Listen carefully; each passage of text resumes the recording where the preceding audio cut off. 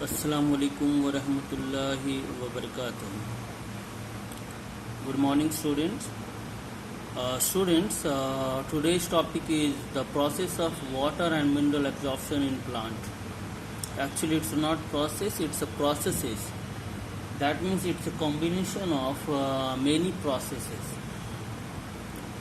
So the entire mechanism of absorbing water and minerals from the soil by the roots and its subsequent upward conduction through the stem to the different parts of the plant is occur or a result of five main phenomena or five main processes. And what are these processes? These processes are imbibition, diffusion, osmosis, active transport, and the fifth one is turgidity and flaccidity. So, the absorption of water and minerals from the soil by the roots and its conduction from the root to the different part of the plant, it occurs by using these five phenomena. So, our task is to study about these five phenomena, definition, and then example, and what are its importance in absorption of water and minerals. So today we will only discuss about the imbibition. Imbibition is a phenomenon by which the living or a dead cell absorb water by surface attraction. That means they will attract the water molecules by surface attraction. Here two things you will point out. First thing is that imbibition is a process for both dead and living cells. Both dead and living cells. And second thing is that it's not a movement of the water molecules, it's only surface attraction. That means the substance will attract the molecules. The substance will attract the molecules. How? We will discuss it. We are discussing it. Substances such as cellulose and protein, they are hydrophilic. Hydrophilic means water lover or strong affinity for water, means they can absorb water from the moisture from the surrounding water. So the cellulose and protein that are water loving substances, they attract or imbibe water or moisture and swell.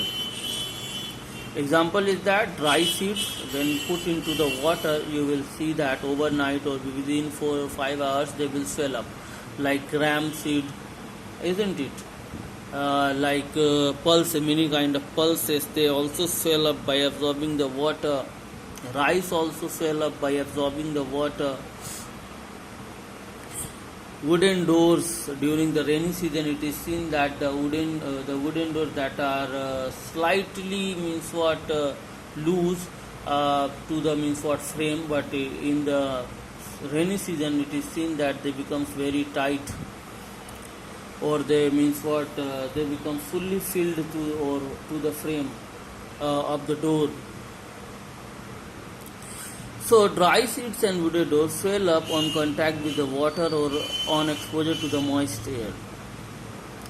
The solid particles that imbibe water or any other liquid are called imbibents. That means if you are putting the seeds in water, so the seeds are called imbibents, the doors are called imbibents, while the liquid which is imbibed, generally water, the liquid is generally water, but maybe other liquid, but generally it is water. So the liquid that is imbibed, that is called the imbibate.